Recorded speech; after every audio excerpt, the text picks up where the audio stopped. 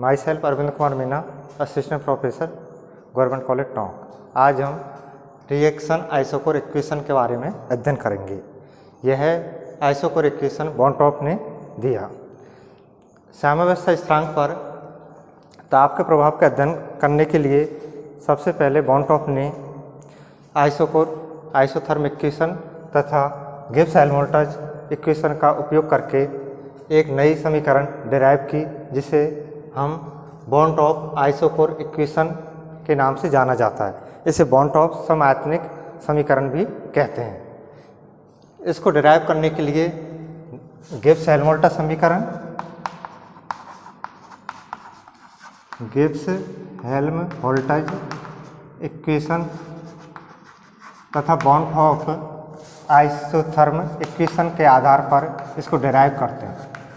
Isotherm equation के आधार पर इसको डिराइव करते हैं। ऊष्मागतिकी के मूलभूत समीकरण से dg = BDP - SdT, dg = BDP - SdT स्थिर दाब पर या स्थिर दाब की शर्त लगाने पर, स्थिर दाब की शर्त लगाने पर dg = -SdT। माना कि तंत्र की प्रारंभिक अवस्था में फ्री एनर्जी G1 हो तथा एंट्रोपी परिवर्तन S1 हो, तथा अंतिम अवस्था में मुक्त ऊर्जा परिवर्तन G1 से G2 हो जाता है तथा एंट्रोपी S1 से S2 हो जाती है। इसलिए तो dg1 = -S1 dt, dg2 = -S2 dt। Equation number second में से इक्वेशन नंबर फर्स्ट को घटाने पर तो dg2 - g1 = -S2 - S1 dt, या इसको इस तरह से लिख सकते हैं d ΔG = -S - ΔS dt। dt को इधर की तरफ पक्षांतरण करने पर तो del/dt ΔG = -ΔS। एंट्रोपी में परिवर्तन इस की वैल्यू का मान निम्न हो जाता है।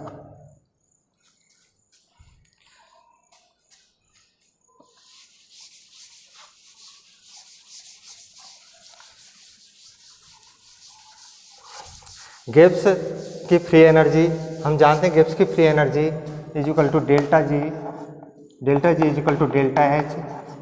- T ΔS।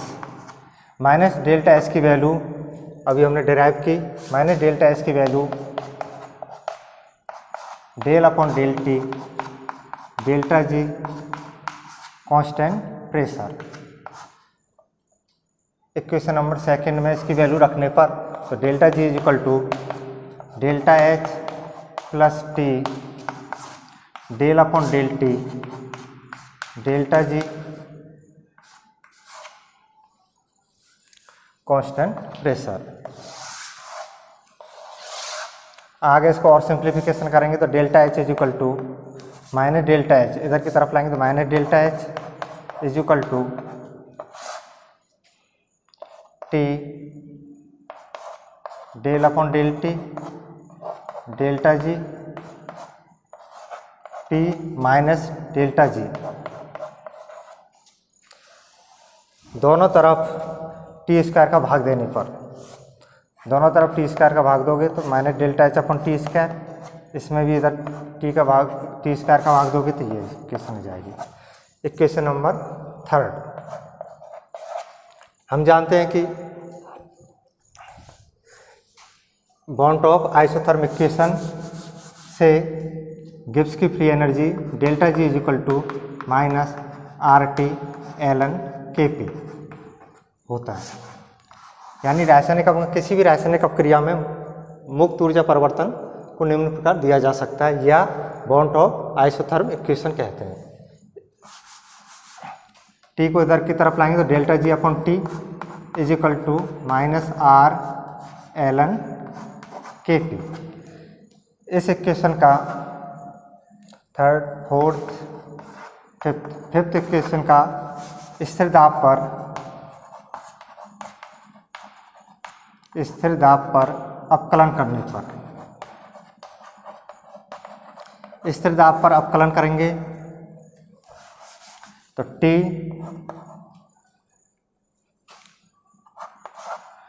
Del upon del T delta G P minus delta G upon T square is equal to, इधर की तरफ करेंगे कांस्टेंट राशि है, minus R del upon del T या D D T L N K P. Equation number 6। Equation number 6 तथा equation number 3 की तुलना करेंगे तो ये वाला वैल्यू इस वाले वैल्यू की वैल्यू, इस व्यंजक की वैल्यू इसके बराबर होगी, इसलिए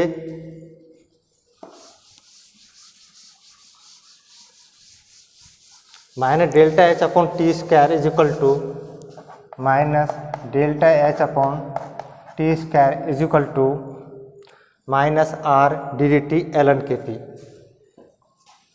minus R D D T L N K P या D D T L N K P is equal to D D T L N K P is equal to, इस R को इधर की तरफ लाएंगे तो माइनस माइनस पॉजिटिव है, इसलिए delta H upon R into T square. यह एक्सप्रेशन, यह व्यंजक बॉन-टॉप आइसोकोर इक्वेशन के नाम से जाना जाता है।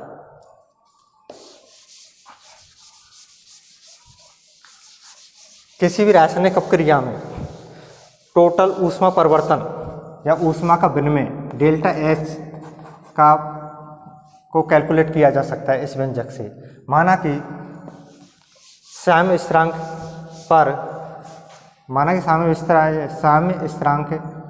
दो भिन्न भिन्न टेम्परेचरों पर यदि ज्ञात हो तो टोटल ऊष्मा परिवर्तन की गणना की जा सकती है इस समीकरण के द्वारा। इस समीकरण को D D T L N K P is equal to delta H upon R T square, या इसको इस तरह से लिख सकते हैं D L N K P is equal to delta H upon R T square D T. समाकलन करने पर दोनों तरफ से समाकलन करेंगे, समाकलन और अपकलन ये आपस में कैंसिल हो जाएंगे, लास्ट में L N K P is equal to delta H upon R, constant राशि है इसको बाहर ले लेते हैं, delta H upon R integration 1/t square और डी टी। इसका और सिंप्लीफिकेशन करेंगे तो L N K P is equal to delta H upon R integration 1/t square D T की value minus 1/t plus C के बराबर होगी, इसलिए 1/t प्लस सी समाकलन नियतांक है। इसका समाकलन करने पर निम्न व्यंजक आ जाएगा, L N K P is equal to minus delta H upon R 1/t plus C. माना कि साम्यावस्था स्थिरांक KP1 तथा KP2 हों तथा टेम्परेचर T1 टेम्परेचर पर KP1 साम्यावस्था स्थिरांक है तथा T2 टेम्परेचर पर साम्यावस्था स्थिरांक KP2 हो तो ln KP1 is equal to minus delta H upon R 1/T1 plus C. इसी तरह से ln KP2 is equal to minus delta H upon R 1/T2 plus C. Equation number first और equation number second. Equation number second में से equation number first को घटाने पर घटाएंगे तो ln Kp2 minus ln Kp1, ln Kp2 minus ln Kp1 is equal to delta H upon R, delta H upon R into 1/T1 minus 1/T2, या इसको इस तरह से भी लिख सकते हैं ln Kp2 upon Kp1 is equal to delta H upon R into 1/T1 minus 1/T2। और इसका और सिंप्लीफिकेशन करेंगे, नेचुरल लॉग को लॉग में चेंज करेंगे तो ये तो लॉग हो जाएगा इधर, और इधर 2.303 R आ जाएगा, 2.303 R। Log Kp2 upon Kp1 is equal to delta H upon 2.303 R into 1/T1 minus 1/T2। इसमें साम्यावस्था स्थिरांक T1 टेम्परेचर पर Kp1 है तथा T2 टेम्परेचर पर Kp2 साम्यावस्था स्थिरांक हो तो उस रिएक्शन के लिए टोटल ऊष्मा परिवर्तन ज्ञात किया जा सकता है।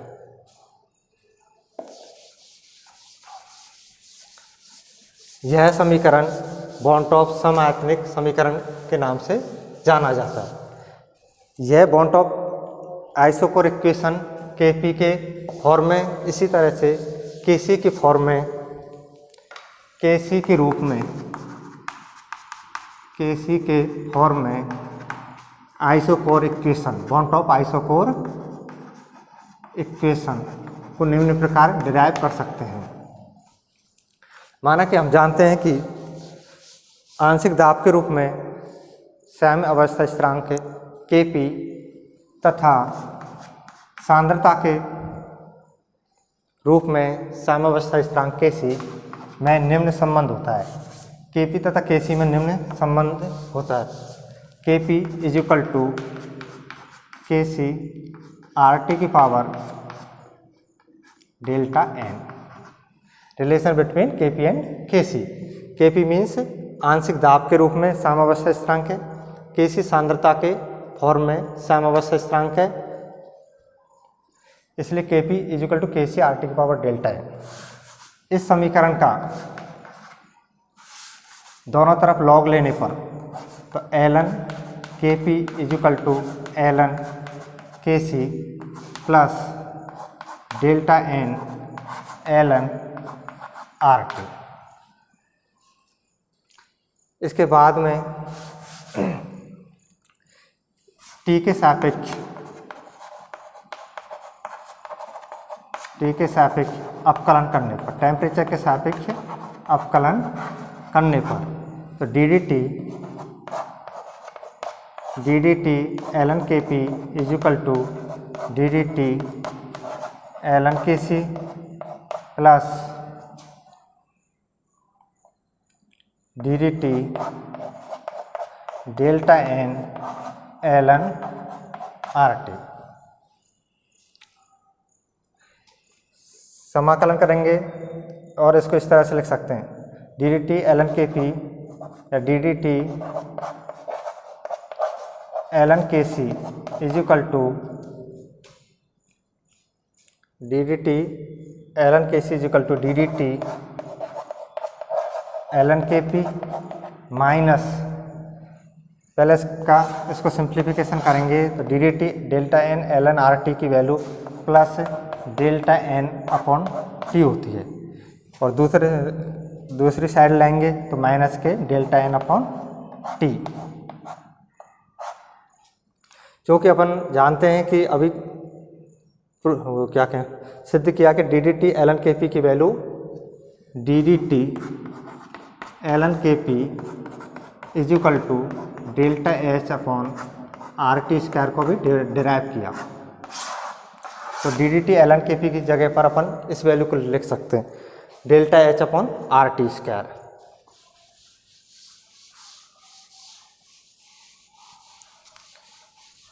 इसलिए D D T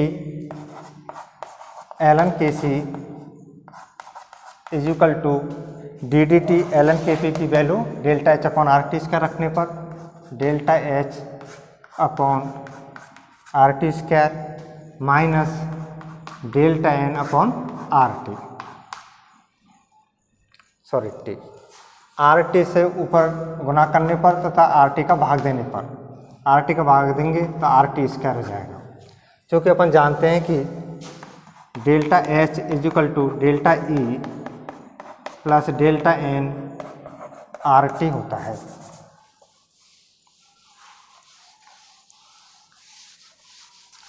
D D T L N K C is equal to R T square इसमें भी है, आर टी स्क्वायर इसमें, तो दोनों में कॉमन ले लेंगे तो 1 आर टी स्क्वायर कॉमन ले लिया, इसमें शेष रह जाएगा delta H minus delta N और R T. Delta H delta E is equal to, इस इक्वेशन से अपन लिख सकते हैं delta E is equal to delta H minus इधर की तरफ लाएंगे तो minus delta N R T. तो delta H minus delta N R T की जगह पर अपन लिख सकते हैं डेल्टा ई की वैल्यू। इसलिए D D T L N K C is equal to delta E upon R T square. यह एक्सप्रेशन भी bond of isochore bond of समायतनिक इक्वेशन के नाम से जाना जाता है। इसमें किसी भी रासायनिक अपक्रिया में टोटल आंतरिक ऊर्जा में परिवर्तन को कैलकुलेट की गणना की जा सकती है। यदि T1 टेम्परेचर पर सांद्रता की फॉर्म में Kc ज्ञात हो तथा T2 टेम्परेचर पर Kc2 ज्ञात हो तो डेल्टा ई का परिकलन किया जा सकता है, जैसे कि निम्न प्रकार से। इसको आगे लिखेंगे अपन, इसका समाकलन करेंगे तो अपन क्या D D T D L N K C is equal to delta E upon R T square, इस डी टी को इधर की तरफ लाएंगे। अब इसका समाकलन करेंगे तो इस तरह से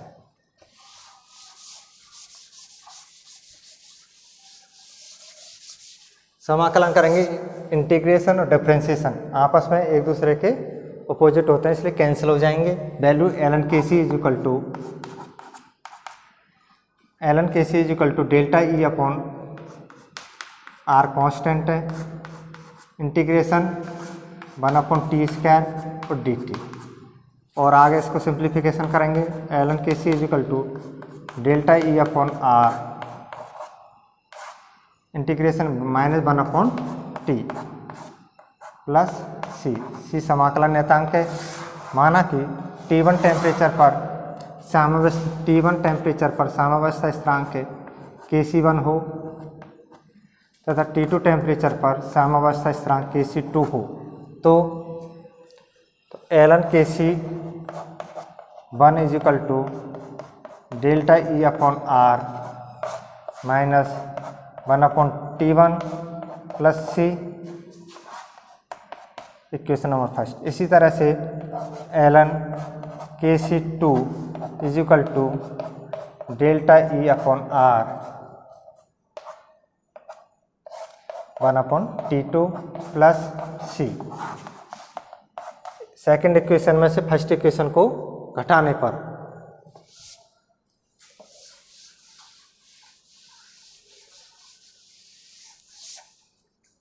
घटाएंगे तो ln Kc2 minus ln Kc1 is equal to delta E upon are